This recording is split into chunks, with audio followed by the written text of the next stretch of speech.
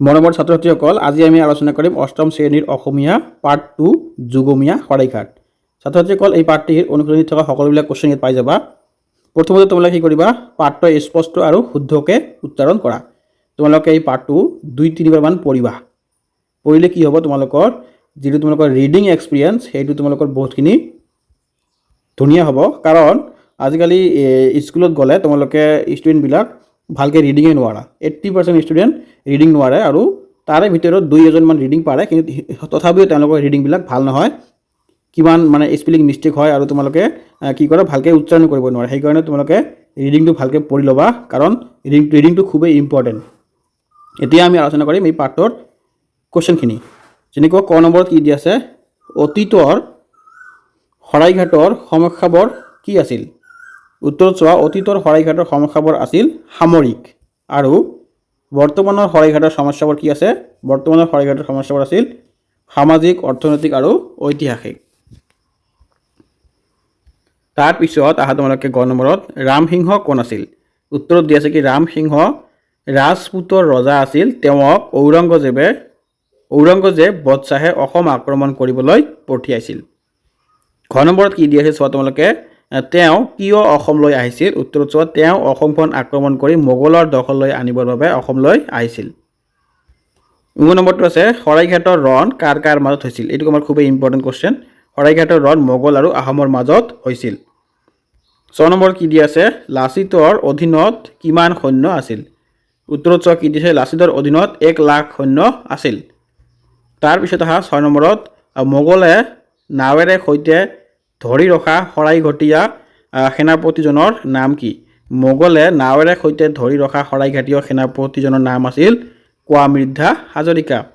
বৰ্গীত নম্বৰত কি দিয়া আছে, মোগলৰ সেনাপতিক চৰাই খোজাৰ দায়ত লাচিত বৰফুকনে কাক লগাই থৈছিল? ইয়াৰ উত্তৰটো হ'ব, মোগলৰ সেনাপতিক চৰাই খোজাৰ দায়ত লাচিত বৰফুকনে ৰামচৰণক লগাই থৈছিল। 6 নম্বৰত কি দিয়া আছে, ৰজা ৰামসিংহই বীৰ লাচিতক আফুগুটিৰ সহায়ত কি বুজাবলৈ বিচাৰিছিল? ৰজা ৰামসিংহই বীৰ লাচিতক আফুগুটিৰ সহায়ত মোগল সৈন্যৰ বিশাল সংখ্যাৰ কথা বুজাবলৈ গৈছিল। তাৰপিছত আহা তোমালোকে 9 নম্বৰত কি দিছে, লাচিতে অসমীয়া সৈন্যবল বুজোৱাৰ উদ্দেশ্য ৰামসিংহলৈ কি পঠিয়াইছিল? লাচিতে অসমীয়া সৈন্যবল বুজোৱাৰ উদ্দেশ্যে ৰামসিংহলৈ এচুঙা বালি পঠিয়াইছিল। তাৰপিছত তোমালোকে আহা এই পাঠৰ কুৱেশ্যন নম্বৰ 4। তাৰ আগতে মই তোমালোকক ক'ব বিচাৰোঁ, তোমালোকে যদি মোৰ চেনেলটোত প্ৰথমবাৰ আহিছা তেনেহ'লে চেনেলটো ছাবস্ক্ৰাইব কৰি ৰাখি দিবা, কাৰণ ইউটিউব চেনেলত তোমালোকৰ সকলোবিলাক ছাবজেক্টৰ ধুনীয়াকৈ কুৱেশ্যন আনচাৰ বনাই লৈ আহি আছোঁ। মই প্ৰত্যেক দিনে এটাকৈ ভিডিঅ' দি আছোঁ। তোমালোকৰ বহুতখিনি উপকাৰ হ'ব। আৰু তোমালোকক মই এই চেনেলটোৰ এই ভিডিঅ'টোৰ ডেছক্ৰিপশ্যনত হোৱাটছআপৰ লিংকটো দি দিম। তাত তোমালোকে জইন হৈ ল'বা। তেনেহ'লে কি হ'ব, তোমালোকৰ ক্লাছ 9-ৰ বা এই ছাবজেক্টৰ তোমালোকৰ ক্লাছ 8-ৰ যদি তোমালোকে নোটছ বিচৰা তেনেহ'লে মোক হোৱাটছআপত মেছেজ দিবা। মই তোমালোকক ফ্ৰীতে নোটছখিনি দি দিম, আৰু এইবিলাক ধুনীয়াকৈ বনাই থোৱা আছে। তোমালোকৰ মিনিং কিনাৰ কোনো প্ৰয়োজন নহ'ব। ইয়াৰ পৰা তোমালোকে জেৰক্স কৰিলে পঢ়িব পাৰিবা। এতিয়া আহা 4 নম্বৰৰ ক। 4 নম্বৰৰ ক কি দি আছে, কথাৰ যুদ্ধৰে বলে নোৱাৰি ৰামসিংহই ব্ৰহ্মপুত্ৰ পাৰ হৈ গুৱাহাটীলৈ গড় ল'বলৈ চেষ্টা কৰা সময়ত জ্বৰৰ গাৰে লাচিত বৰফুকনে অসমীয়া ৰণুৱাসকলক কি কৈছিল? ইয়াৰ উত্তৰটো চোৱা তোমালোকে কি দিছে, কথাৰ যুদ্ধৰে বলে নোৱাৰি ৰামসিংহই ব্ৰহ্মপুত্ৰ পাৰ হৈ গুৱাহাটীৰ গড় ল'বলৈ চেষ্টা কৰা সময়ত জ্বৰৰ গাৰে লাচিত বৰফুকনে অসমীয়া ৰণুৱাসকলক কৈছিল, অসমীয়া ৰণুৱাসকল, মই যুঁজিহে মৰি চিলা পৰ্বতৰ ওপৰত এচপৰা মাটি কিনি থৈছোঁ, তাতে মোক সটো থবা, নাইবা মোক বঙালে ধৰি লৈ যাওক, তোমালোকে সুখেৰে ঘৰলৈ উভতি যোৱা। এনেকুৱাকৈ কৈছিল। তাৰপিছত আহা খ নম্বৰ কি কৈছে, অসম এৰি যোৱা সময়ত ৰামসিংহই অসমক প্ৰশংসা কি কৰি কৈছিল?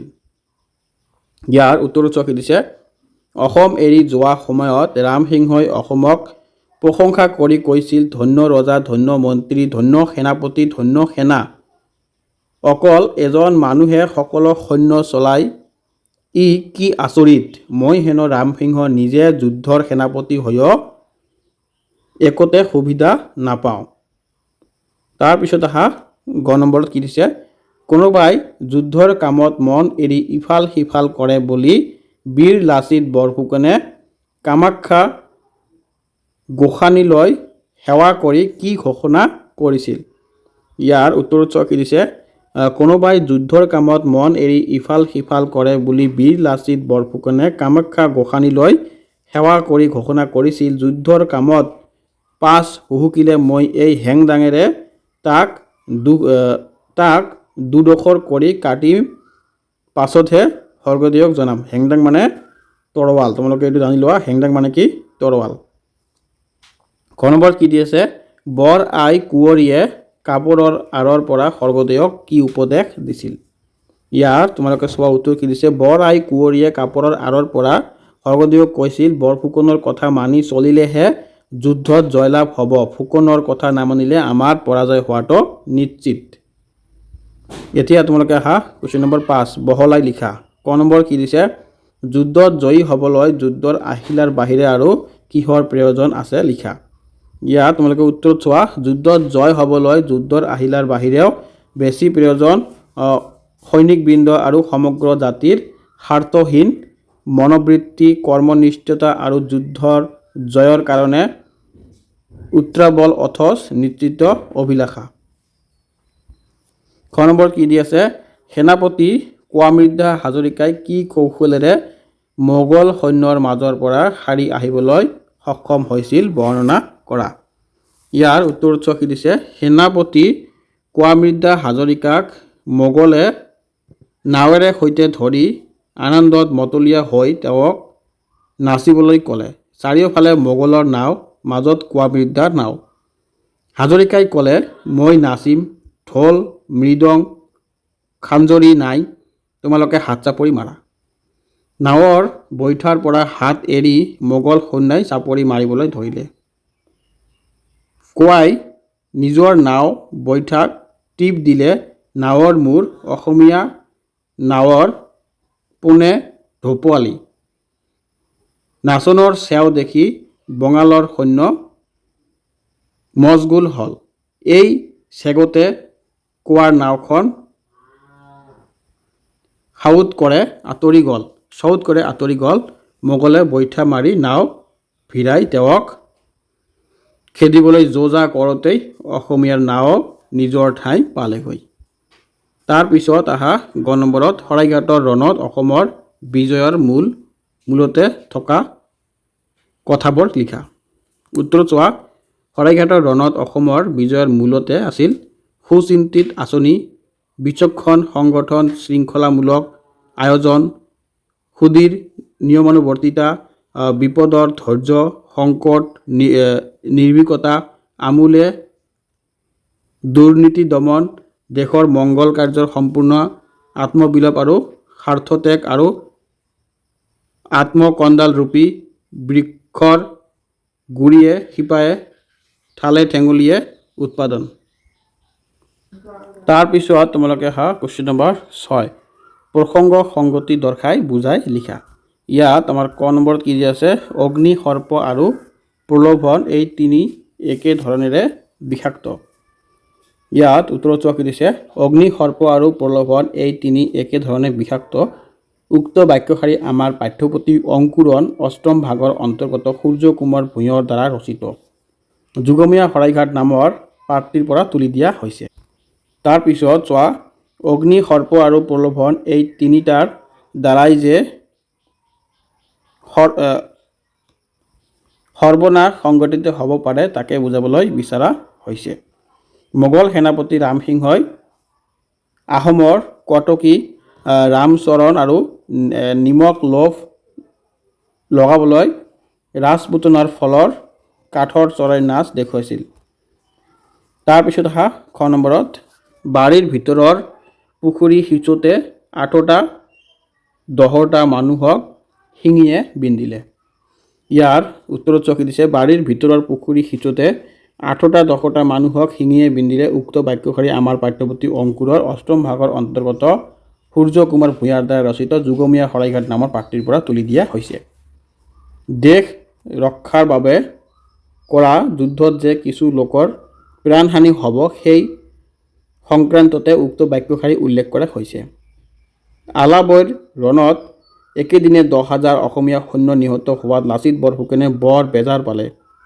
স্বৰ্গদেৱে বিবেচনা নকৰাকৈ ৰণ কৰিবলৈ আদেশ দিয়াৰ কাৰণেই অসংখ্য সৈন্য নিহত হ'বলগীয়া হৈছে। তাৰপিছত আহা গ নম্বৰ কি দিছে, সেয়ে শৰাইঘাট নাই কিন্তু শৰাইঘাট আছে। সেয়ে শৰাইঘাট নাই কিন্তু শৰাইঘাট আছে উক্ত বাক্যশাৰী আমাৰ পাঠ্যপুথিৰ অন্তৰ্গত সূৰ্য কুমাৰ ভূঞাৰ দ্বাৰা ৰচিত যুগমীয়া শৰাইঘাট নামৰ পাঠটিৰ পৰা তুলি দিয়া হৈছে। এতিয়া লাচিতৰ দিনৰ শৰাইঘাট নাই কিন্তু আন এখন শৰাইঘাট হ'লে আছে। এইখন শৰাইঘাটত সংঘবদ্ধ হৈ সদৌ অসমীয়া দেশ ৰক্ষাৰ মন্ত্ৰত একমুখী হোৱাৰ আৱশ্যকতা আছে। অতীতৰ শৰাইঘাটৰ সমস্যাবোৰ আছিল সামৰিক, এতিয়াৰ সমস্যাবোৰ হ'ল সামাজিক, অৰ্থনৈতিক, ৰাজনৈতিক আৰু ঐতিহাসিক। অসমৰ সমস্যাৰ অন্ত নাই আৰু অন্ত নপৰে। এই শ্ৰেণীৰ সমস্যাৰ সমাধান হ'লে আন শ্ৰেণীৰ সমস্যা মূৰ দাঙি উঠিব। এয়াই হৈছে অসমীয়া জাতিৰ জীৱনৰ চিৰন্তৰ পাঠভূমি। ঘ নম্বৰত আহা, আফুগুটি পঠিয়াইছা পটাত পিহিলে পানী হ'ব। উত্তৰত কি দিছে, আফুগুটি পঠিয়াইছা পটাত পিহিলে পানী হ'ব। উক্ত বাক্যশাৰী সূৰ্য কুমাৰ ভূঞাৰ দ্বাৰা ৰচিত যুগমীয়া শৰাইঘাট নামৰ পাঠটিৰ পৰা তুলি দিয়া হৈছে। ইয়াত চোৱা কি কৈছে, লাচিত বৰফুকনলৈ এটোপোলা আফুগুটি পঠিয়াই দিছিল। তেতিয়া লাচিত বৰফুকনেও ৰামসিংহলৈ এচুঙা বালি পঠিয়াইছিল যে তোমালোকে আফুগুটি পঠিয়াইছা যি পটাত পিহিলে পানী হৈ যাব, কিন্তু আমাৰ সৈন্যৰ সংখ্যাও সৰহ আৰু যাৰ মনোবল বালিৰ নিচিনা টান, অৰ্থাৎ সহজে গুৰি কৰিব নোৱাৰি। এনেদৰে বীৰ লাচিত ৰামসিংহক প্ৰত্যুত্তৰ দিছিল। তাৰপিছত আহা ঙ নম্বৰ, এই সমস্যাবোৰৰ ভাল ৰূপে সমাধান নহ'লে অসমৰ অস্তিত্বলৈ টনাটানি হ'ব। ইয়াৰ উত্তৰত চোৱা কি দিছে, উক্ত বাক্যশাৰী আমাৰ অসমীয়া পাঠ্যপুথি অংকুৰৰ অষ্টম ভাগৰ যুগমীয়া শৰাইঘাট নামৰ পাঠটিৰ পৰা তুলি দিয়া হৈছে। পাঠটিৰ লিখক হ'ল সূৰ্য কুমাৰ ভূঞা।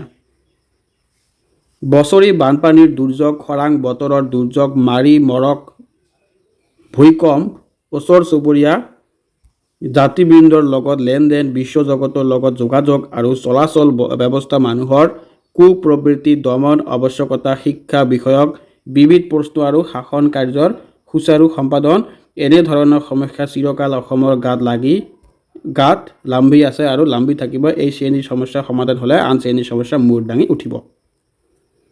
তাৰপিছত তোমালোকে আহা কুৱেশ্যন নম্বৰ 8। কুৱেশ্যন নম্বৰ 8ত তোমালোকে কি কৈছে, তলৰ শব্দবোৰ উদাহৰণত দেখুওৱাৰ দৰে সন্ধি ভাঙি কি সন্ধি হ'ব লিখা। তোমালোকে ইয়াত চোৱা কিছুমান সন্ধি দিয়া আছে। এইটো কুৱেশ্যন চোৱা 8 নম্বৰত, তলৰ শব্দবোৰৰ উদাহৰণত দেখুওৱাৰ দৰে সন্ধি ভাঙি কিছুমান সন্ধি হ'ব নাম লিখা। মই লৈ আহিছোঁ তলত ধুনীয়াকৈ, তাত তোমালোকে চাই শিকিব পাৰিবা। ইয়াত চাৰ্টত চোৱা, চাৰ্টত মই কেইটামান লৈ আহিছোঁ, সকলোখিনি লৈ অহাৰ ইয়াত জাগা নহ'ব, চাৰ্টত দিয়া নাই ইমান জাগা, তথাপি মই তোমালোকৰ কাৰণে সুবিধাৰ কাৰণে মই তলত লৈ আহিছোঁ। জাষ্ট তোমালোকে ইয়াত চাই থকা। পৰীক্ষাটো ভাঙিলে কি হ'ব, পৰিযোগ ইক্ষা, ইয়াত হ'ব সৰসন্ধি, ব্যঞ্জন সন্ধি আৰু সৰসন্ধি এনেকুৱা দিয়া আছে। তোমালোকে চাৰ্টটো এবাৰ চাই লোৱা। যেনেকুৱা তোমালোকৰ উদাহৰণত কি দিয়া আছে, পৰীক্ষা, পৰিযোগ ইক্ষা, পৰীক্ষা এইটো হ'ব সৰসন্ধি। যদি এইটো ব্যঞ্জন সন্ধি হ'লে তোমালোকে ইয়াত লিখিলা হয়, আৰু বিসৰ্গ সন্ধি হ'লে ইয়াত লিখিবা হয়। যেনেকুৱা তোমালোকে চোৱা, নি কমা বিশেষৰ চ, এইটো হ'ব নিশ্চয়, এইটো হ'ব বিসৰ্গ সন্ধি। তাৰপিছত নৰযোগ ইন্দ্ৰ, নৰেন্দ্ৰ, এইটো হ'ব সৰসন্ধি। তাৰপিছত দিন যোগ ইক, এইটো হ'ব দৈনিক, এইটো হ'ব আমাৰ ব্যঞ্জন সন্ধি। মানে যিটো সন্ধি হ'ব তোমালোকে সেই ঘৰত সেই সন্ধিটোৰ নাম লিখিবা। বুজি পাইছে নাই তোমালোকে কমেণ্টত জনাবা। যেনেকুৱা ইয়াত দি আছে কি, মই দেখাই আছোঁ, ৰামায়ণ, ৰাম যোগ আয়ন, ৰামায়ণ, এইটো আমাৰ কি আছে তোমালোকে চোৱা, এইটো হ'ব আমাৰ এইটো আমাৰ কি আছে, এই চোৱা তোমালোকে, এই ঘৰটো হ'ল আমাৰ সৰসন্ধিৰ ঘৰ। এইকাৰণে তোমালোকে ইয়াতে লিখি দিছোঁ তোমালোকক মই সৰসন্ধি। যদি এইটো ব্যঞ্জন সন্ধি হ'লে ইয়াতে লিখিলা হয়, আৰু বিসৰ্গ সন্ধি হ'লে ইয়াতে লিখিলা হয়। এতিয়া বুজি পাইছেনে? তোমালোকে উত্তৰত চাব পাৰিবা, ধুনীয়াকৈ দি আছে।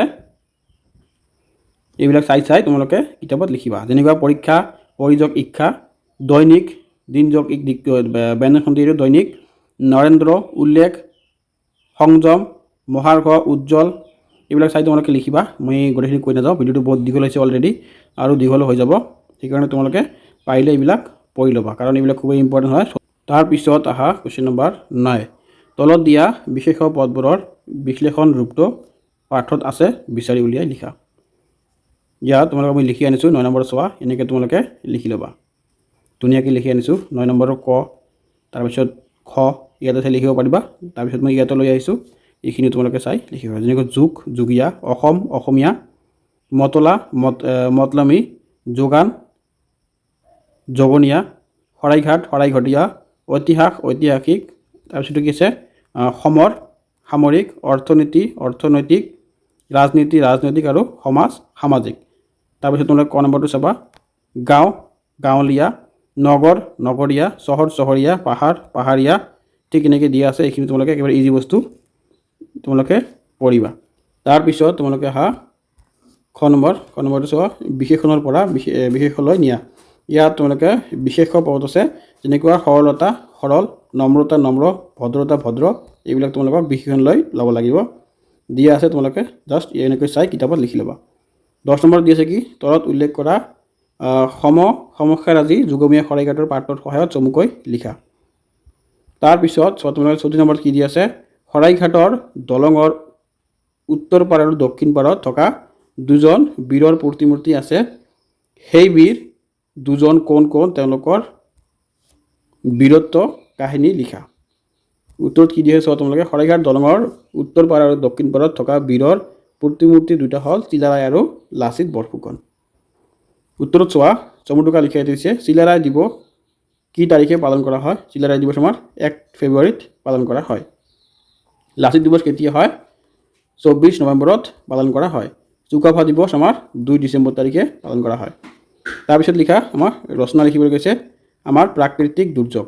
আমাৰ প্ৰাকৃতিক দুৰ্যোগক আমাক ৰচনা লিখিবলৈ কৈছে, এইটো তোমালোকৰ আহিব পাৰে পৰীক্ষাত, অলপ চাবা ভালকৈ।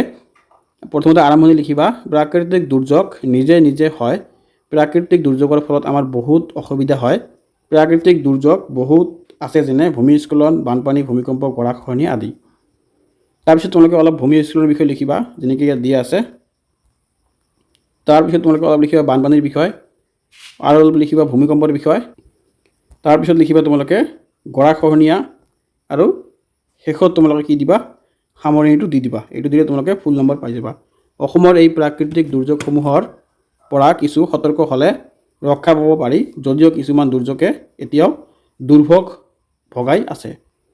তাৰপিছত 17 নম্বৰত চমুটোকা লিখা। চমুটোকাত কি দি আছে আমাৰ, স্বৰ্গদেউ চক্ৰধৰ সিংহ, ইয়াৰ বিষয়ে তোমালোকে অলপ চমুটোকা লিখিবা। মই লিখি আনিছোঁ, তোমালোকে চাই লিখিব পাৰা ইয়াৰ পৰা। তাৰপিছত দি আছে কি, খ নম্বৰত লাচিত বৰফুকন, ইয়াৰ পৰা তোমালোকে চাই লিখিব পাৰা। আৰু শেষতো দি আছে কি আমাৰ ৰামসিংহ। ৰামসিংহ তোমালোকে আগতে পাই আহিছা আৰু বেছি কোৱাৰ দৰকাৰ নাই, ইয়াৰ পৰা তোমালোকে জাষ্ট লিখিবা। ছাত্ৰ ছাত্ৰীসকল, মোৰ ভিডিঅ' ইয়াতে সামৰণি মাৰিলোঁ। তোমালোকৰ যদি ভিডিঅ'টো ভাল লাগিছে চেনেলটো ছাবস্ক্ৰাইব কৰি ৰাখিবা, আৰু মই ডেছক্ৰিপশ্যনত হোৱাটছআপ চেনেলৰ লিংক দি দিম, তোমালোকে তাতে জইন হ'ব পাৰিবা। তেনেহ'লে বহুতখিনি তোমালোকৰ আগতীয়াকৈ কিছুমান PDF পাই যাবা, আৰু কিছুমান খবৰ তোমালোকে পাই যাবা। চ' আজিৰ ভিডিঅ'টো মই ইয়াতে সামৰণি মাৰিলোঁ, ভালকৈ পঢ়িবা তোমালোকে।